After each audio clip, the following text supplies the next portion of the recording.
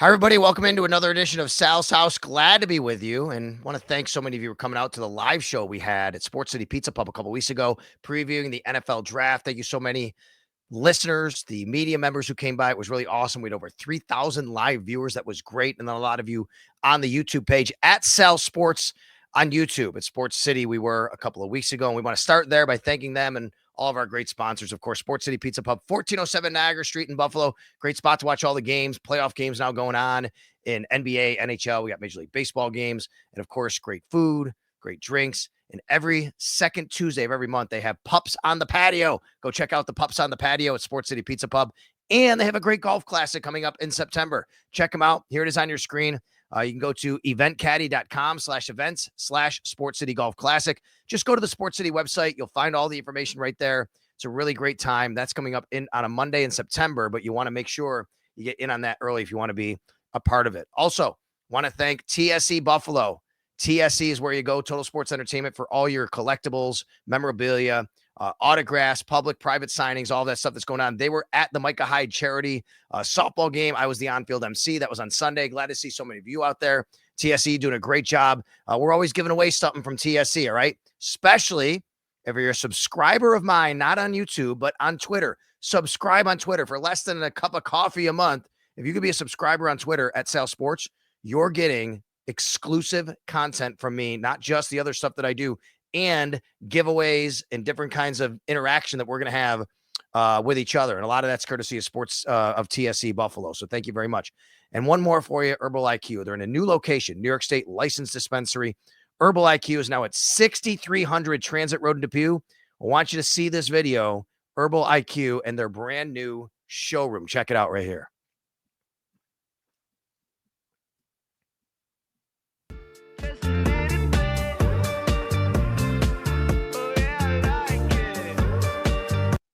Very cool. You see the big space. Looks awesome. That's Herbal IQ. Check them out, 6300 Transit Road, New York State licensed dispensary. All right. Thank you very much to all my sponsors. Today we have a special guest. It is Mark Gaughan of the Buffalo News. And I guess we have to start saying formally of the Buffalo News. 43 and a half years covering Buffalo sports. Mark Gaughan of the Buffalo News. Mark, thanks for joining me here today on Sal's House. I appreciate you, buddy. Oh, thanks for having me, Sal. Yeah, you got it. You got it. Mark, I just want to kind of run through a little bit of a timeline from you and, people who've followed you over the years, not only reading your written work, but now in this day and age, watching you on video and listening to you all the different spaces we have to be. When did you start at the Buffalo News, and what was your entry point? I was a student at Buffalo State College, and I got hired as a part-time clerk, 20 hours a week clerk in September 1981. So that was a great way to get my foot in the door. Worked did a couple internships. They shipped me off to Binghamton, New York, which at the time was the AAA farm team of the Buffalo News. I worked there for 9 months and then came back in the spring of 1984, and been there ever since. So that was the Chuck Knox era of Buffalo Bills football back in the early 80s when you started. I did a training camp, a couple training camp days when Knox was the coach. But then when I got hired permanently, I did high schools for 3 years, colleges 3 years, and then the Bills. Before we run through the timeline, let's just advance on and say what went into the decision. How long have you known that you were going to step away? I pretty much knew at the start of this season.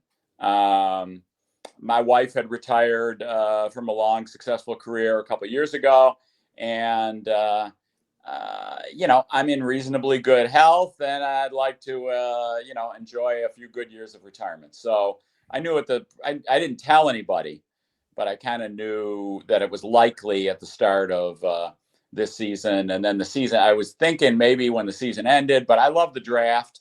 And I said, I got to do one more draft cycle. Well, Mark's also a pretty good golfer, by the way. Now you'll get more time on the golf course, I guess, that you'll be retired. So that'll be really cool. I hope you still want to play. Maybe out in Rochester during Bill's training camp. Just come out for a day or so. Play some golf out there. All right, so let's go back to those days in the 1980s and then into the 90s and then obviously today. We've seen a lot of changes in media, obviously. From your standpoint, from a print newspaper standpoint, in journalism in the regard of what you've always done. What has been some of the biggest changes, maybe either positive or negative overall in the industry? Well, I would say two things. One, the NFL's ability to become a 12, 52 weeks a year business really wasn't like that in the even the Super Bowl years, the 4 Super Bowl years. They'd have spring practice. We might write one story for the week. There'd be nobody out there for the media. You were focused on the Sabres playoffs, and there was no NFL Network, and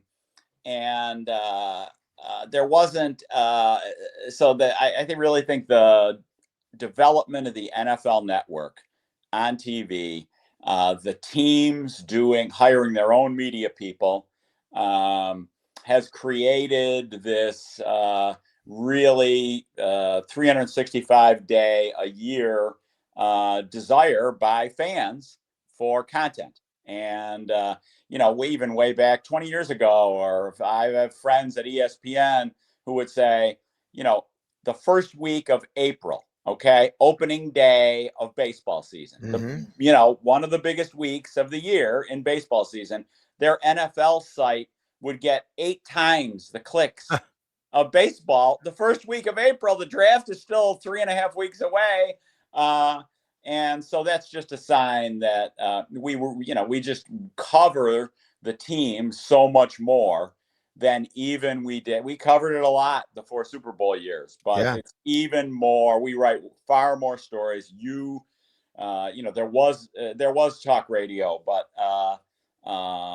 it's not like it is today. So that's one thing. And then the internet obviously has been, a colossal change in the way we interact with fans. And that's in a great way, because, it used to be fans had to write me a letter.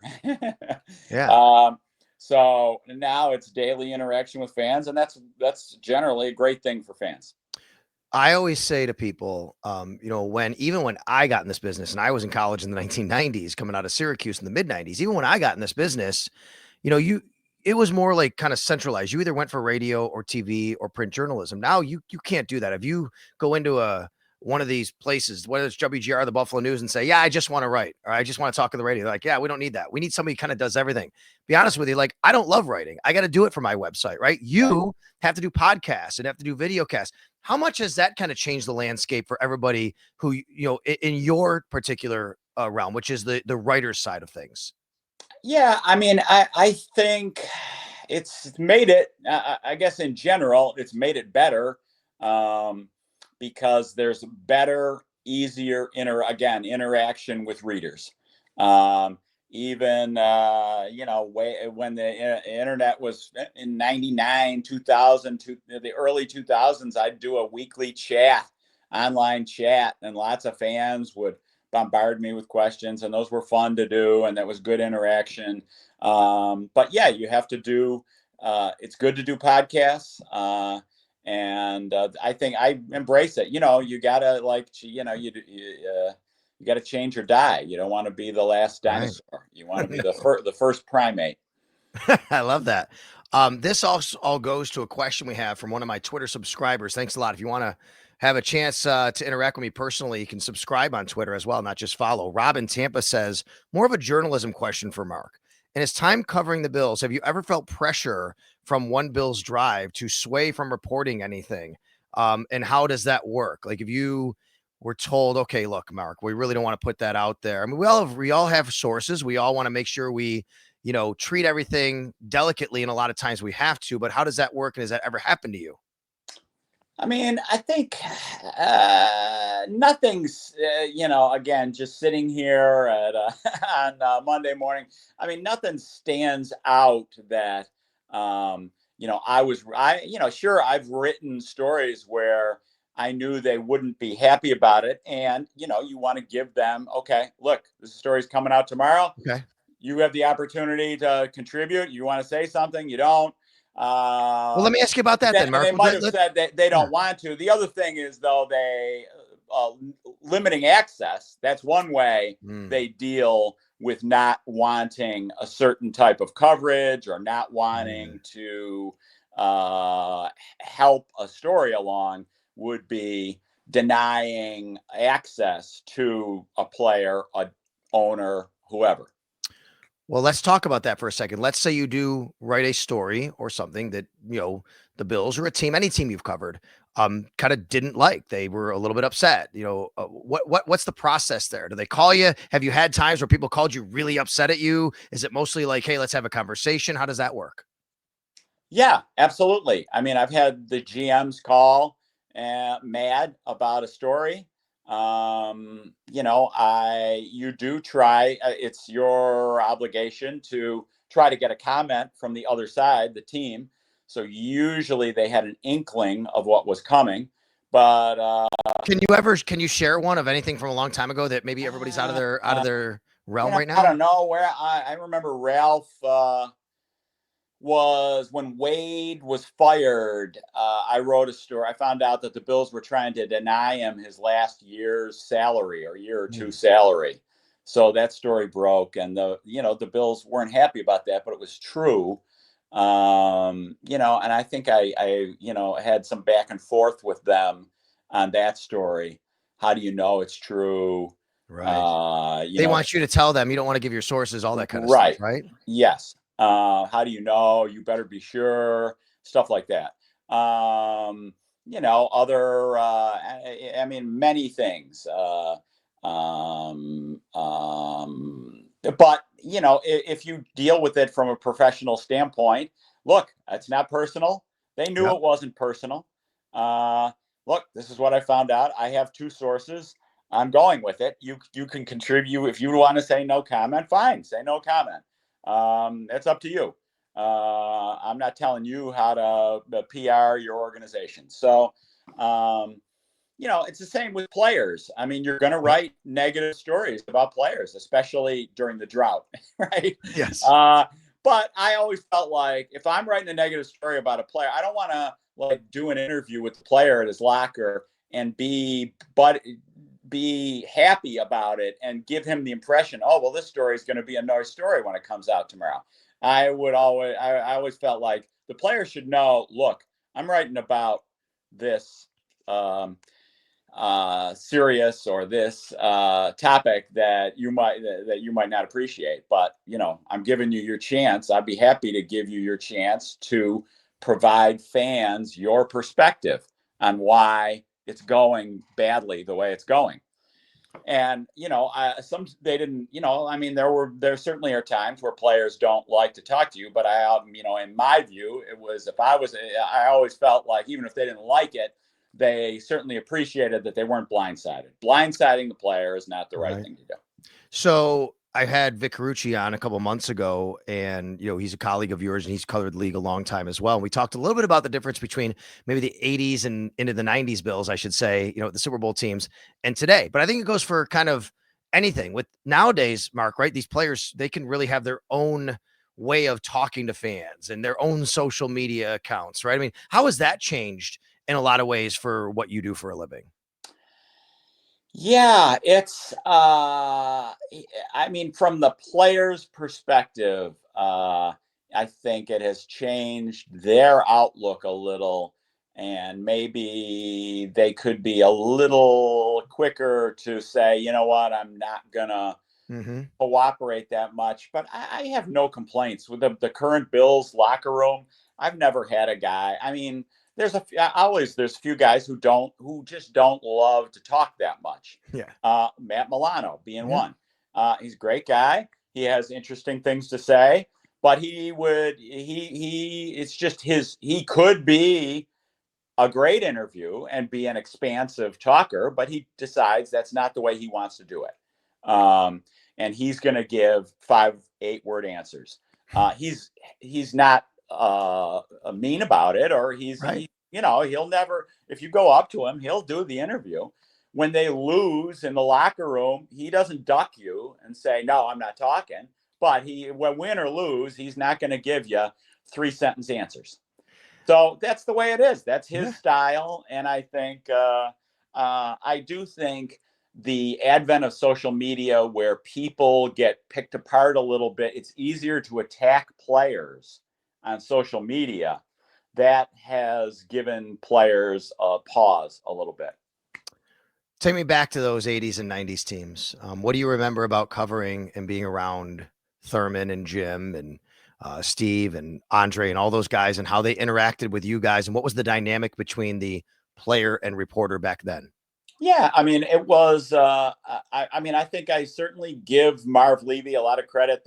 Those '90s teams were a lot of high quality people in the locker room. Alpha males. Yes, they had a lot of superstars, but there were Marv, like Sean McDermott, like Marv, believed and was very fanatical about who he put in his locker room. Actually, I would think I give Marv credit for that, but McDermott maybe is even more fanatical than Marv, if that's possible, about his locker room and the guys in there. Those guys, those were great. I mean, they were great teams. They were successful. They were great guys to deal with. You know, my favorite all-time player to deal with was Kent Hull.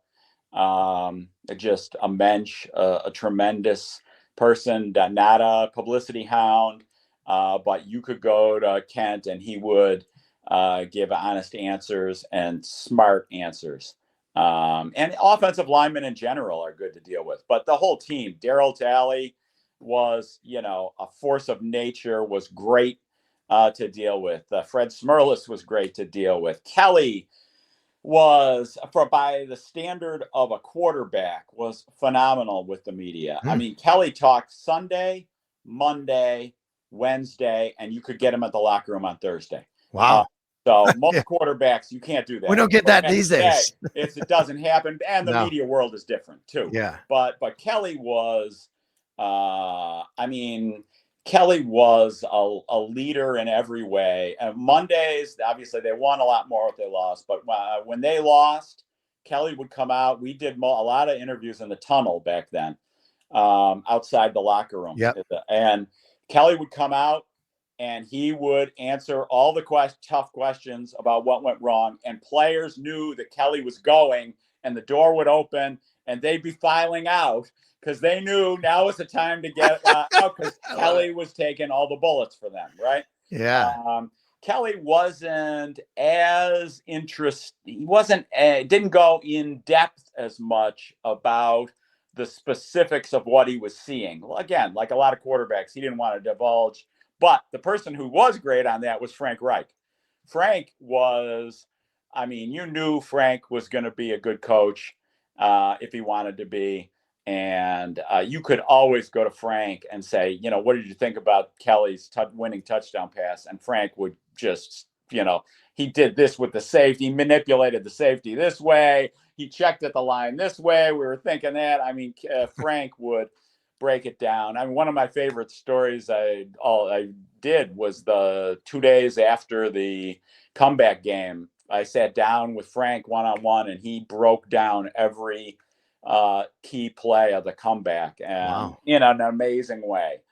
So Frank was great. Tasker was great. But even, you know, I mean, they had a lot of guys, like, you know, rank and file guys who were great to do. Mickey Washington was a slot corner who was just, you knew he was such a high character guy, quality guy. And now he's a really successful lawyer in Dallas. Nice. Lineman, you know, I could go on and on. Ostrowski. I would say in general, I mean, and there's the average rank and file player, and I'm sure you would agree with this. They are, I mean, yes, there are a handful of players in the NFL who are so supremely talented, they can skate by on their talent, right? And maybe not work as hard as they should. And some of those are high profile guys who don't pan out. But for the most part, to make it in the NFL, you have to be a supremely motivated super achiever who is working 48 weeks a year, because if you aren't, somebody's going to take your job. So, you know, I mean, guys like Reggie Gilliam, I'm sure you agree. He's a great guy to talk to in the locker room. You know, David Edwards, I could go on and on. And there's been a long line of defensive backs the Bills have had. They've had a tremendous amount of slot corners who were really insightful, smart, super achievers who knew what they were talking about. Going back again, Mickey Washington, Chris Hale, Kenny Irvin, Marilyn Kerner, Kawaki Thomas. I could go on and on with the names of these guys. Keon Carpenter was a great guy.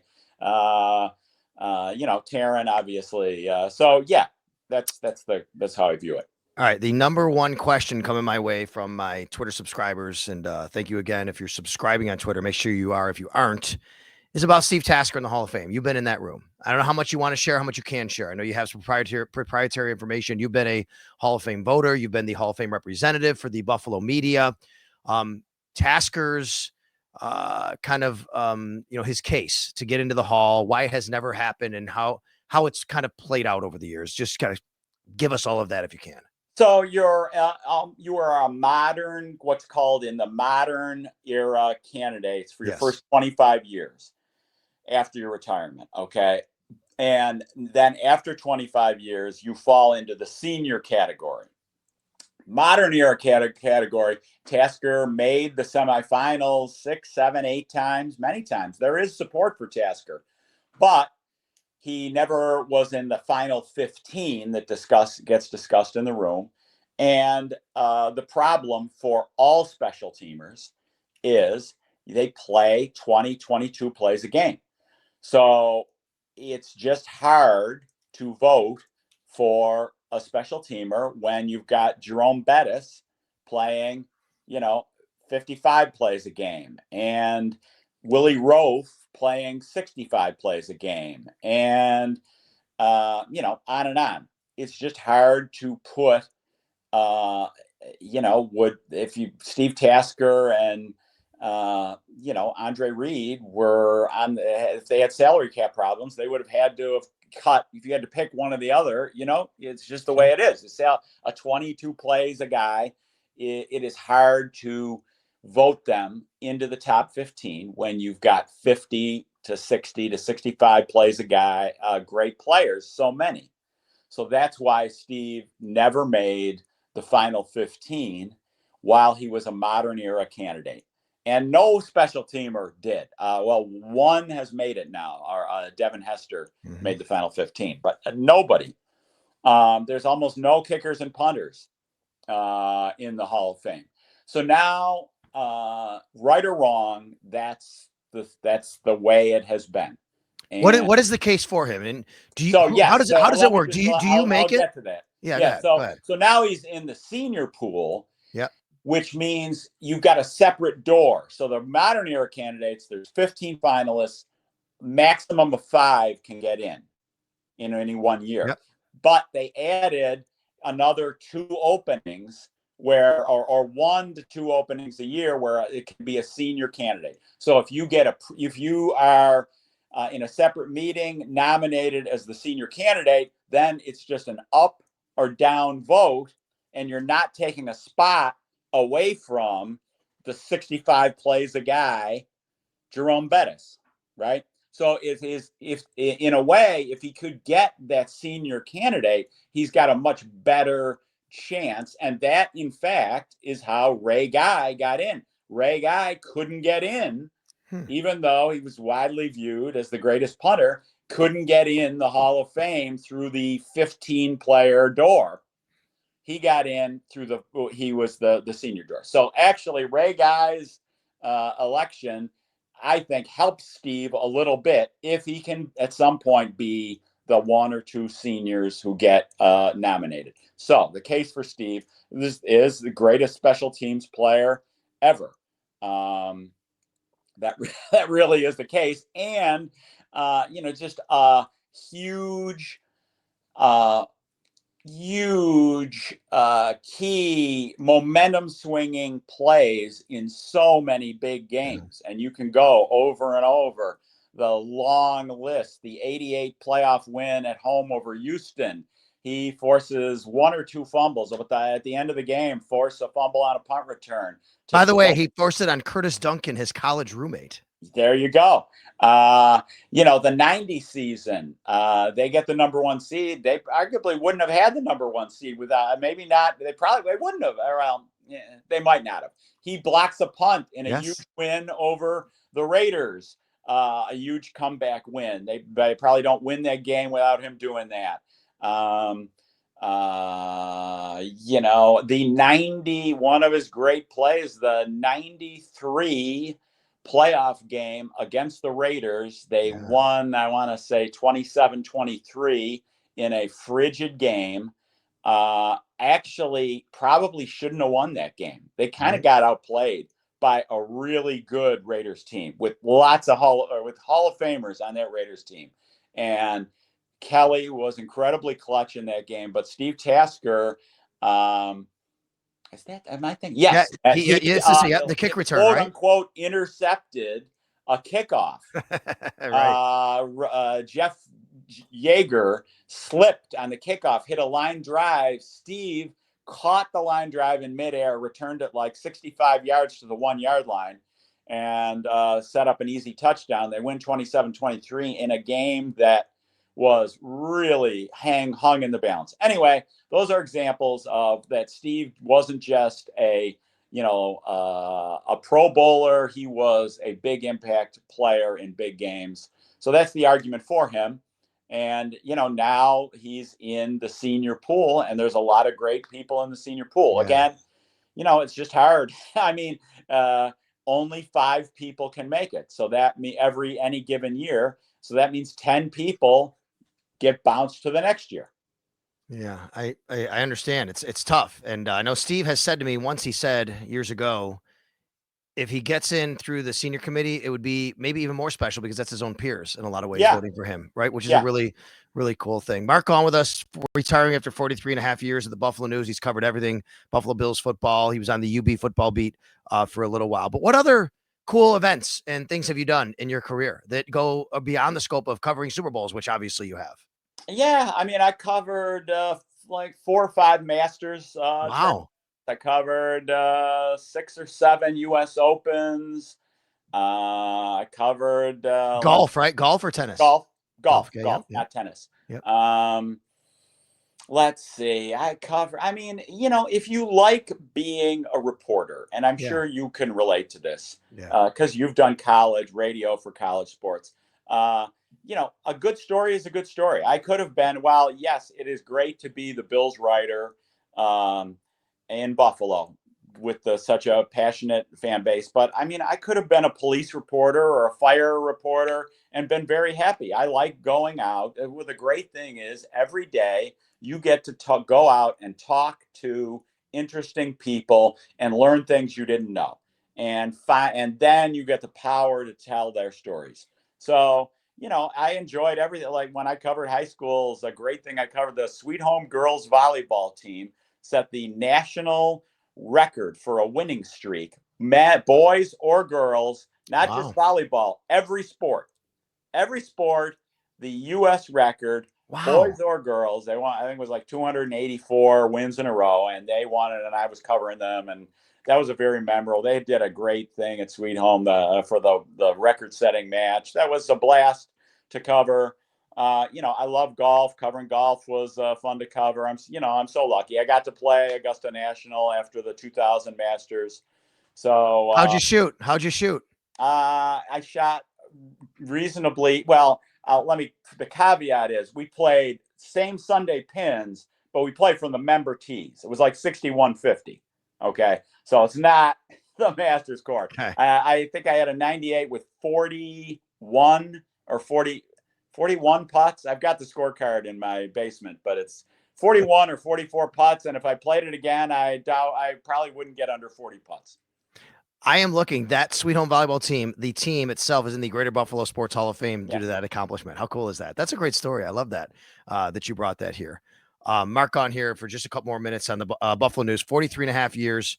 What about going elsewhere? Did you ever think about, did you ever have an opportunity to maybe go to another market, not be in Buffalo, and what kept you here? I mean, I had a couple inquiries in the 90s, but my whole family is here, and my wife always had a good job here.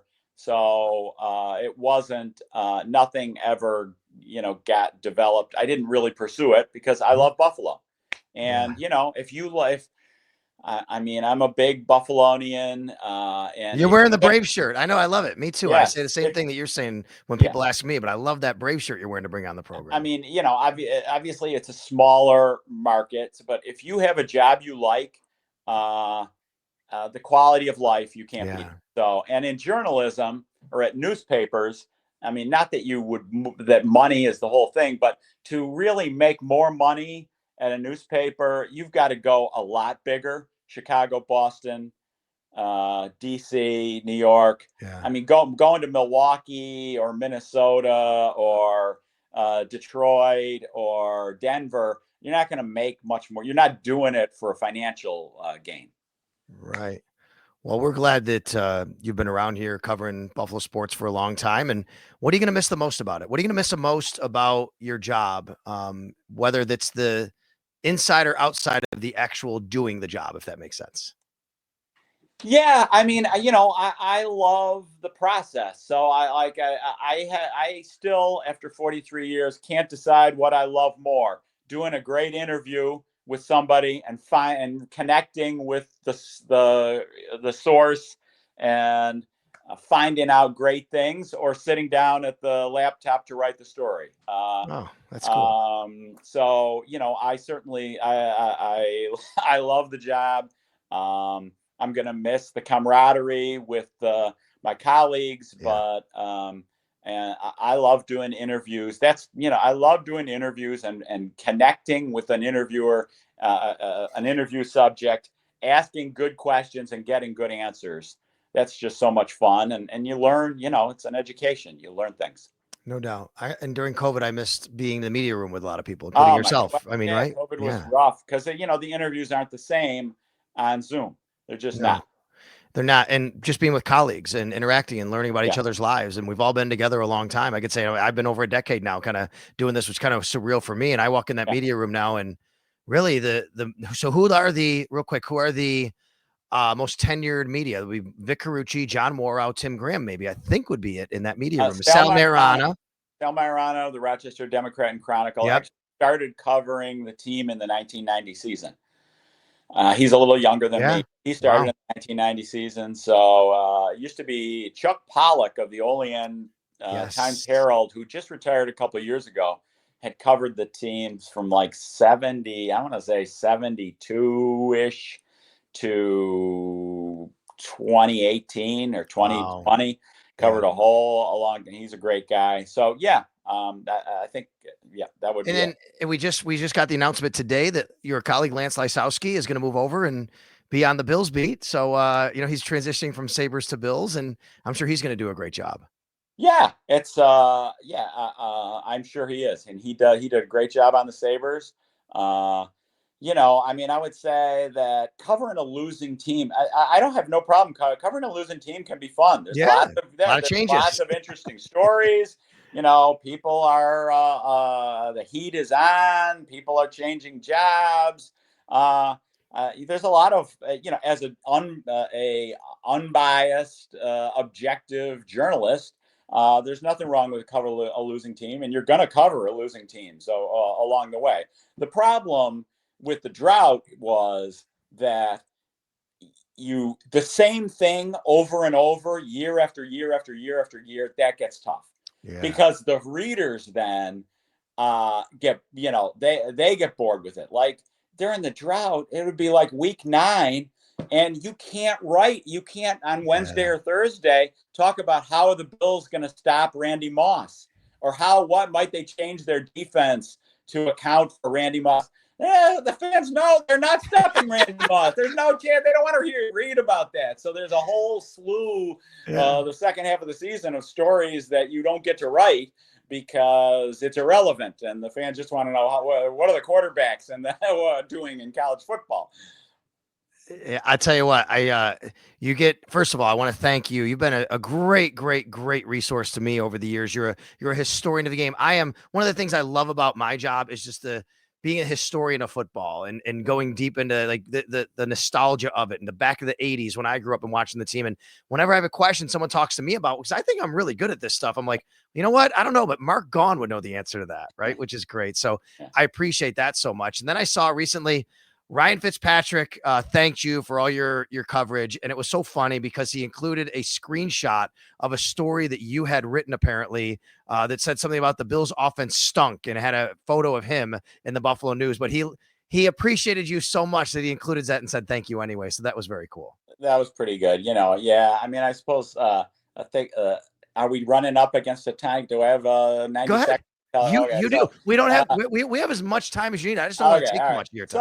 So one thing, Ryan was great to cover, and part of your job is a big part. I mean, your job, your obligation to your listeners, Sal, and my obligation to my readers is to look at the team from an unemotional standpoint, right? And sometimes when the team the Bills Mafia is all fired up, it's people have a hard time understanding that. So I remember there was the 2011 Bills start out hot, and Ryan Fitzpatrick authors the great win over the Patriots 34-31 I think it was week 5 of the 2011 season, right?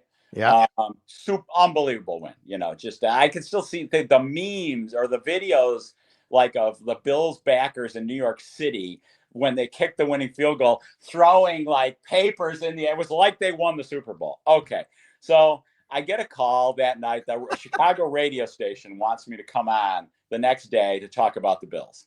So I go on and they say, okay, we're here with Mark Gaughan of the Buffalo News. The Bills are the hottest team in the NFL.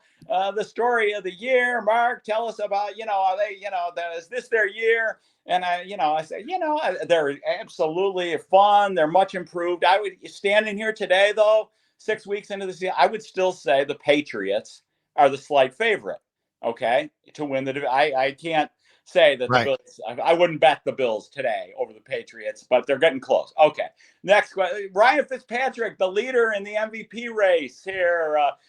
Great game. And I'm like, yep, Ryan Fitzpatrick. He has just been playing good going back to last season. But honestly, they need Ryan to have his A game. I don't see them beating a good team without Ryan having his A game because look at their weapons. They got Stevie Johnson and Donald Jones and David Nelson. And so then they go on. Okay, the Bills defense, 5 interceptions of Tom Brady.